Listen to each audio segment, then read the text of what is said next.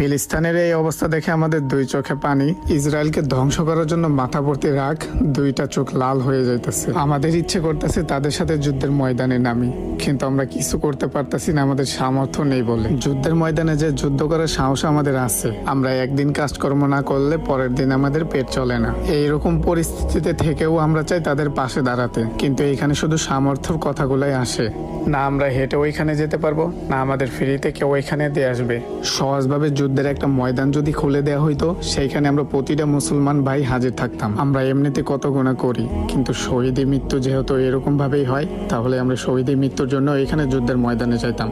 নয় আমরা শহীদ হইতাম দুনিয়াতেই, না হলে আমরা মরে শহীদ হইতাম। যেহেতু আমাদের ইচ্ছা থাকলেও সামর্থ্য নাই, আমরা এখানে একটা কাজ করতে পারি। ইসরায়েলের যত পণ্য আছে এগুলো বয়কট করার জন্য আমরা ঘন ঘন মিছিল বের করতে পারি। সেভ ফিলিস্তিন এগুলো বলেও আমরা মিছিল বের করতে পারি। আর যতবারই ফিলিস্তিন নিয়ে আমরা ভিডিও বানাই, ফিলিস্তিন সেভ, আমরা যত ভিডিও আপলোড করব, যত ভিডিও বেশি শেয়ার করব, ততই অনেক মানুষদের কাছে যেতে থাকবে, পুরো পৃথিবী ছড়াই যাবে। আমাদের সামর্থ্য না থাকলেও আমরা এগুলা করে তাদের পাশে দাঁড়াইতে পারি।